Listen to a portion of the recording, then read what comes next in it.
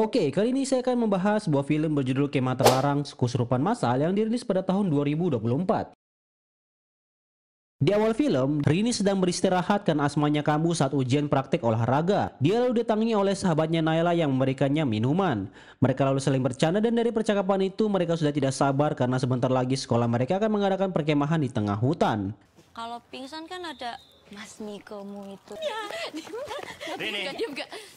Sementara itu, pembina perkemahan yaitu Miko, Heru, dan Chandra sedang melakukan survei lokasi yang akan dijadikan tempat untuk perkemahan. Mereka akan pergi ke sebuah hutan yang dikenal dengan hutan warna alus. Setelah dirasa lokasi itu cocok, mereka bertiga lalu pergi ke rumah tetua kampung bernama Mbah Sonto untuk meminta izin dan membantu persiapan rencana perkemahan mereka. Tapi semua tidak berjalan sesuai harapan karena Mbah Sonto tidak memperbolehkan mereka untuk melakukan kegiatan apapun di sana. Karena Mbah Sonto takut terjadi gesekan antara penghuni hutan itu dan para peserta perkemahan. Tapi Heru terus memujuk Mbah Sonto agar mengizinkan mereka untuk melakukan kegiatan itu di sana dengan alasan mereka sudah tidak ada waktu lagi dan acara perkemahan sudah semakin dekat. Dan ora oleh ki ora oleh.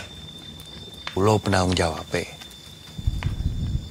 Kulo jamin boten bakal nopo-nopo. Akhirnya setelah diskusi yang panjang, Mbah Sonto pun setuju untuk mengizinkan mereka melakukan kegiatan di hutan itu tapi dengan beberapa syarat yang harus mereka penuhi. Keesokan harinya, Miko lalu mengumpulkan anak-anak yang akan mengikuti perkemahan itu.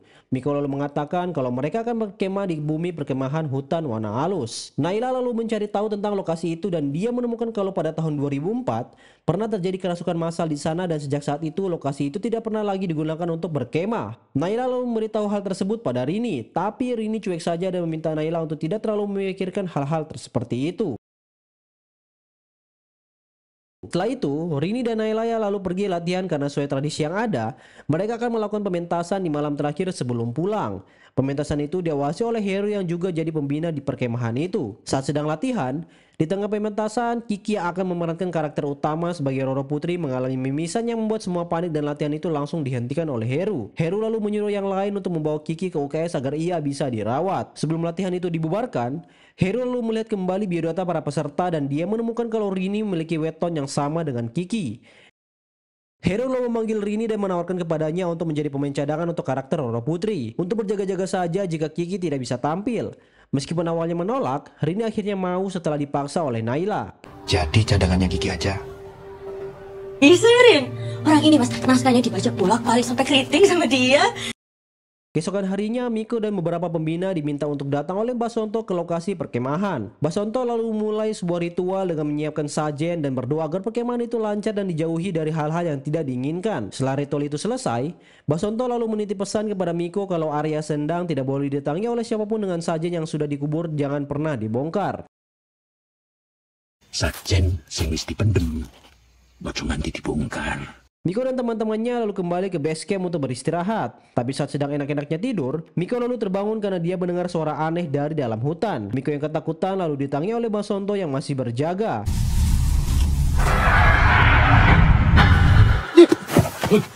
Mbah Sonto mengatakan kalau sajen mereka sudah diterima. Dan setelah itu Mbah Sonto pun pamit untuk kembali ke rumahnya. Kita sudah diterima. Jadi, kamu dan teman-teman baik-baik di sini. Keesokan harinya, rombongan anak pramuka SMA Pandega yang lain pun datang ke lokasi kemah dengan menggunakan truk. Mereka lalu diarahkan oleh pembina yang lain menuju tempat perkemahan yang sudah disiapkan. Miko sebagai kepala rombongan lalu mengumpulkan para peserta di sebuah lapangan. Dia lalu memimpin doa agar perkemahan itu lancar dan dijauhi dari mara bahaya. Rini yang berdoa dengan menutup mata lalu dikagetkan dengan sosok wanita yang menjaga tempat itu. Rini yang ketakutan lalu terjatuh dan membuat semua peserta yang lain kaget.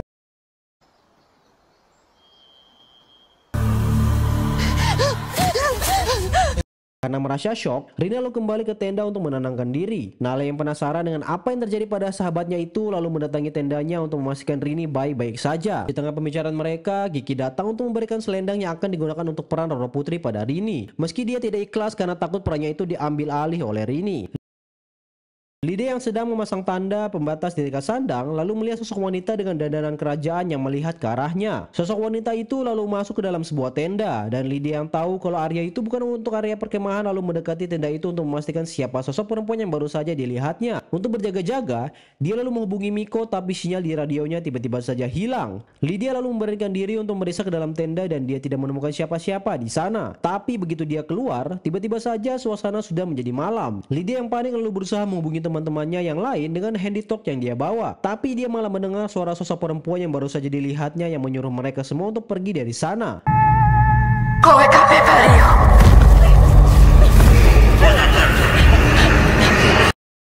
Lydia ketakutan. Dia lalu kabur dari tempat itu dan bertemu dengan Miko yang sedang berjaga. Lydia lalu menceritakan apa yang baru saja dia alami, termasuk suara perempuan yang menyuruh mereka untuk pergi dari tempat itu. Miko lalu meminta Lydia untuk menenangkan diri dan mengatakan kalau dia akan ke Sendang untuk memeriksa keadaan di sana. Karena tidak ingin membuat kepanikan, Miko lalu meminta Lydia untuk tidak memberitahukan hal tersebut kepada siapapun. Miko lalu pergi ke Sendang. Dia lalu mengambil handy talk milik Lydia dan tidak menemukan kemah seperti yang Lydia katakan. Miko lalu membuka tasnya dan kembali menaburkan beras kuning di sekeliling Sendang. Saat sedang menebar beras kuning itu, Miko lalu dikejutkan dengan kemunculan seekor ular yang mematuknya. Miko lalu mengeluarkan pisau dan memotong kepala ular itu. Tapi yang aneh, pisaunya tidak meninggalkan bekas darah dan ular yang baru saja dibunuhnya juga tidak ada di sana.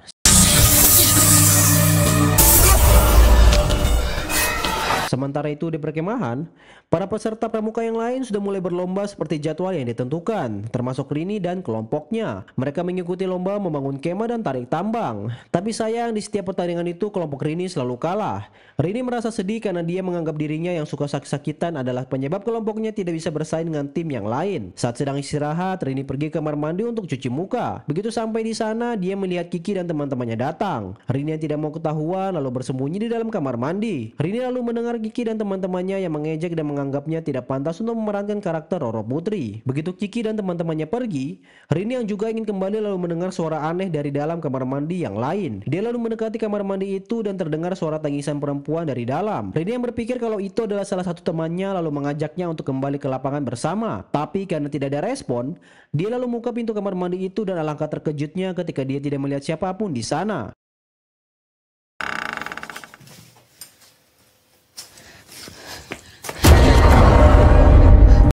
Tapi saat dia ingin kembali, Rini menemukan sebuah cincin seperti pusaka yang tergeletak di depan pintu kamar mandi. Didorong rasa penasaran, Rini lalu mengambil cincin itu dan tiba-tiba saja seekor ular hitam muncul dan mematuknya. Rini ketakutan dan segera berlari kembali ke lapangan.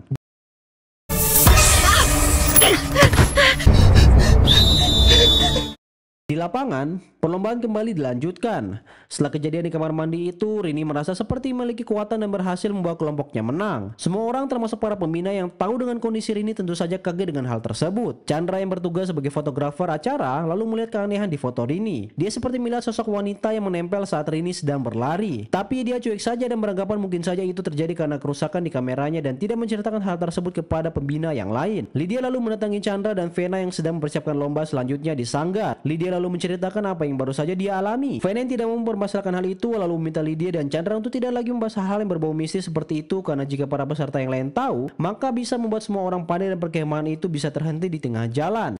Aku udah telat nih buat lomba semapur. Tidak lama setelah itu, Miko lalu datang menyampaikan kalau Heru dan rombongan yang lain sudah datang. Dia lalu memberikan HT milik Lydia dan meminta Lydia untuk tidak terlalu memikirkan apa yang baru saja dia alami.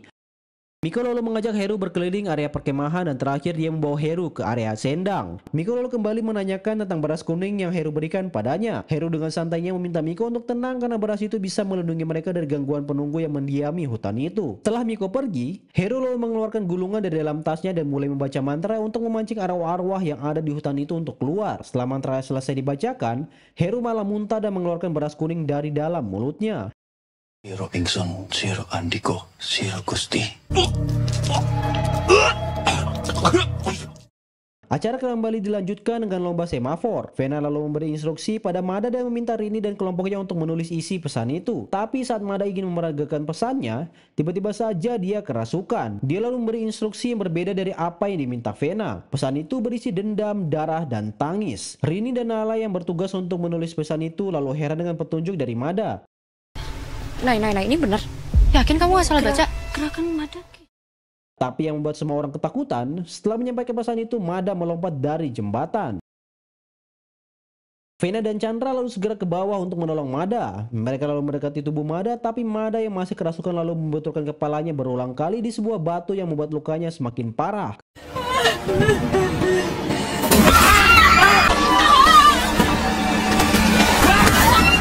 Mereka lalu membawa Mada ke sanggar di dekat perkemahan untuk mengeluarkan jin dari dalam tubuhnya. Heru lalu mengeluarkan kertas yang dia bawa dan mulai membaca mantranya. Tapi efek mantra itu malahan membuat Rini yang semakin bisa merasakan kehadiran sosok Roro Putri di dekatnya. Rini yang takut lalu memilih untuk kembali ke kemahnya.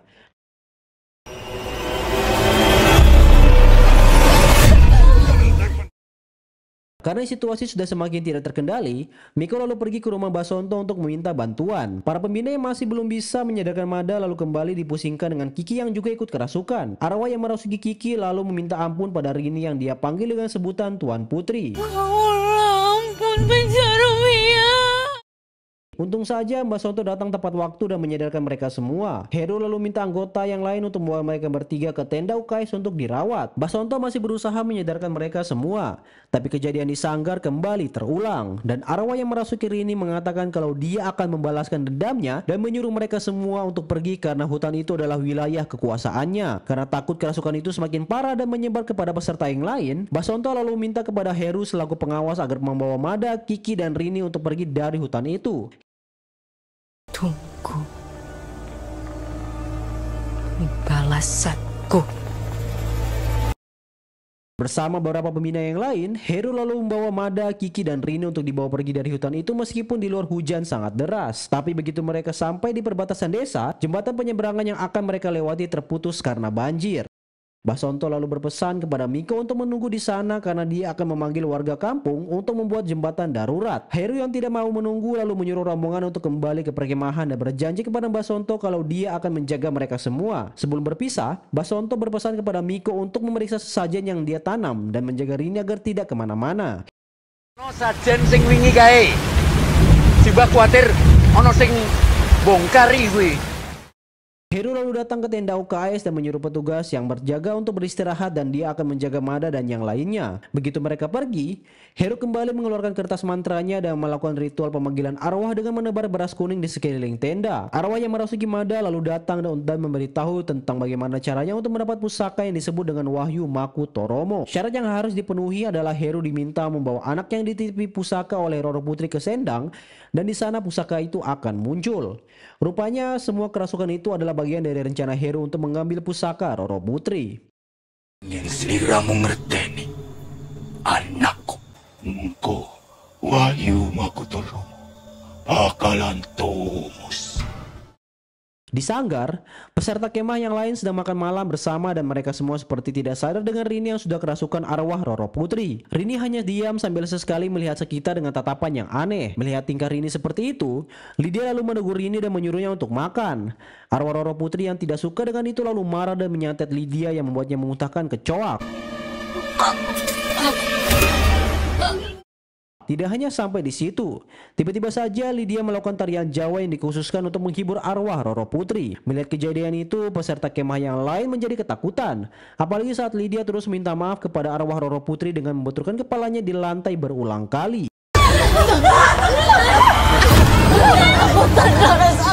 Untung saja Heru datang dan menyadarkannya. Dia lalu menyuruh peserta kemah yang lain untuk beristirahat karena jam 12 nanti malam mereka akan dibangunkan untuk ke acara Jelit Malam. Di tenda, Miko dan para pembina yang lain kembali berdiskusi tentang rencana mereka untuk melakukan acara Jelit Malam. Setelah melihat banyak kejadian aneh hari itu, dia menyarankan kalau sebaiknya Jelit Malam tidak usah diadakan, apalagi setelah kejadian yang menimpa Lydia. Tapi Heru yang punya tujuan lain tetap bersikeras agar acara itu dilanjutkan meskipun tanpa persetujuan Basonto, dan kembali meyakinkan kalau acara Jelit Malam tidak diadakan, maka pembina yang lain yang akan malu. Vena yang masih trauma lalu memilih untuk tidak mengikuti Jelit Malam dan akan menyalahkan Miko kalau ada kejadian kesurupan lagi.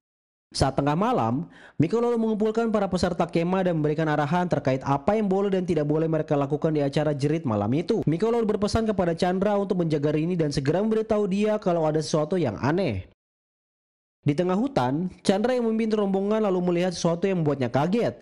Dia melihat sosok hitam dengan pakaian prajurit Jawa kuno mengawasi mereka dari dalam hutan. Karena dia merasa hal itu sudah tidak beres, dia lalu menyuruh kelompoknya untuk segera pergi dari sana untuk berangkat ke pos selanjutnya. Tapi sayangnya mereka lupa dan meninggalkan Rini akhirnya dibawa oleh para prajurit itu. Sampainya di pos jaga, mereka baru sadar kalau Rini terpisah dari rombongan.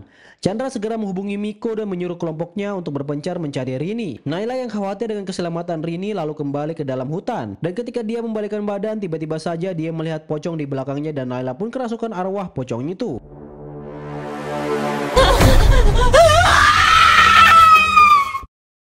Para pembina yang lain lalu membawa Naila ke sanggar. Naila terus berteriak dan meminta untuk dipakaikan kain kafan di seluruh tubuhnya. Untuk membuat Naila tenang, Vena lalu mengambil sebuah kain dan mereka pun menutup tubuh Naila dengan kain itu. Tapi tidak berhenti di situ. Para peserta yang lain pun mulai kerasukan termasuk Mada yang hampir menyerang Miko.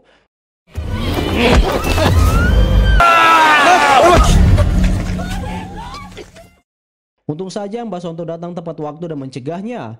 Mbak Sonto marah dengan Miko yang tidak mematuhi perintahnya dan tetap memaksa melanjutkan acara itu. Mbak Sonto lalu mencoba untuk mengusir arwah-arwah yang merasuki para peserta. Arwah yang merasuki Naila marah ketika kain kafan yang menutupinya dibuka. Sampai-sampai dia menguliti wajahnya sendiri ketika keinginannya itu tidak dipenuhi.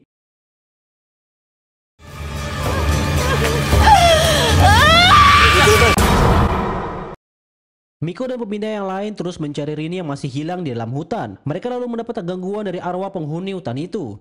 Ziko terseret hingga pahanya tertusuk ranting dan Fauzi yang tiba-tiba saja kerasukan dan terus membenturkan kepalanya ke pohon. Melihat itu, Miko lalu menyuruh Chandra untuk membawa Ziko dan Fauzi kembali ke sanggar dan dia sendiri akan melanjutkan pencarian Rini. Chandra lalu segera membawa teman-temannya itu ke sanggar. Di sana dia lalu menemui Basonto dan mengatakan apa yang dia lihat sebelumnya. Chandra mengatakan kalau dia melihat Heru yang sedang bertapa di sendang dengan badan dililit ular. Basonto kaget dan melihat prajurit yang menampakkan diri dari dalam hutan. Sebelum pergi, dia lalu berpesan pada para penduduk desa untuk tidak menyeberangi jembatan sebelum ada instruksinya. Chandra lalu membawa Basonto ke tempat di mana dia melihat Heru bertapa. Basonto lalu melihat banyak beras kuning yang disebar di sana, dan rupanya sajen yang ditanamnya sudah dirusak. Hal itulah yang menyebabkan kerasukan-kerasukan itu terjadi. Sementara itu di dunia lain, Rini dibawa oleh Roro Putri ke tempat persembunyiannya. Roro Putri mengatakan kalau prajurit-prajurit itu takut dengan kehadirannya karena dia bisa saja mencelakai raja mereka. Dia lalu menawari kepada Rini pusakanya, tapi dengan satu syarat, jika Rini mau membantu untuk membalaskan dendamnya. Rini heran dengan pemerintahan dari Roro Putri karena dia merasa tidak pernah meminta pusaka itu padanya. Heru yang juga ada di sana lalu jujur mengatakan sebenarnya bukan Rini yang menginginkan pusaka itu tapi dirinya. Sebagai balasan, Heru akan membuat sebuah pertunjukan yang akan menyenangkan hati Roro Putri. Apa sih semua orang ini bukan ini? Miko yang pingsan setelah dikejar-kejar oleh arwah prajurit-prajurit itu lalu dibangunkan oleh Heru. Heru lalu membawa Miko dan Rini kembali ke sanggar. Basonto yang sudah tahu tentang rencana Heru lalu menanyakan apa yang sebenarnya Heru cari. Heru membela diri dan mengatakan kalau semuanya sudah terlanjur dan jika mereka semua ingin selamat, maka pertunjukan itu harus dilakukan. Tapi di akhir ceritanya, Roro Putri yang akan selamat, sementara Raja dan Pangeran akan mati.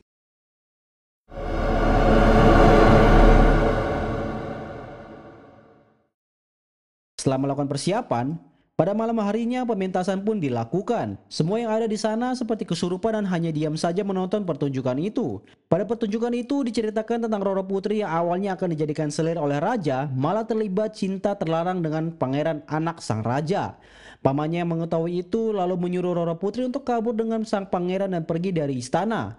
Mereka akhirnya menikah dan kabar pernikahan itu pun sampai di telinga sang raja. Sang raja yang marah lalu meminta pangeran untuk memilih apakah akan melanjutkan pernikahannya dengan Roro Putri ataukah mewarisi kerajaannya. Sang pangeran yang haus kekuasaan lalu memilih untuk berkuasa, yang mengharuskannya untuk membunuh istrinya itu. Tapi karena pertunjukan itu untuk menyenangkan hati Roro Putri lalu mencegahnya dan membalaskan dendamnya pada sang pangeran. Tulis ulang cerita ini. Arwah Roro Putri pun puas karena dendamnya akhirnya terbalaskan. Semua yang melihat pertunjukan itu lalu kerasukan. Setelah itu, Heru lalu minta Roro Putri untuk menyerahkan pusaka itu padanya. Roro Putri hanya menunjuk kepada Rini kalau pusaka itu sudah ia berikan pada Rini. Heru lalu minta pusaka itu pada Rini, tapi Rini tidak mau memberikannya. Dia lalu melarikan diri dan melemparkan pusaka itu ke dalam api, yang membuat semua peserta yang kesurupan pun tersadar kembali.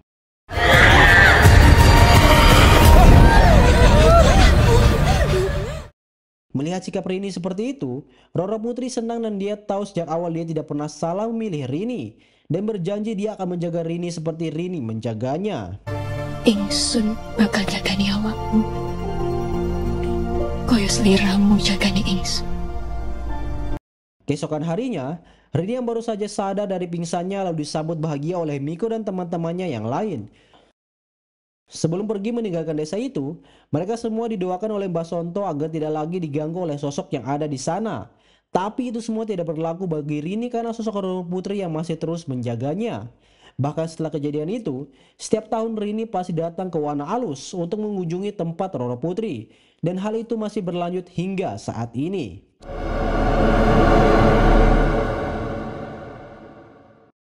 Cerita ini sendiri diangkat dari kisah nyata yang terjadi di Yogyakarta pada tahun 2016. Pelajaran yang bisa diambil adalah keserakahan hanya akan mendatangkan kesengsaraan dan kehancuran. Lebih baik tetap bersabar dan mengusahakan hal-hal yang baik-baik saja.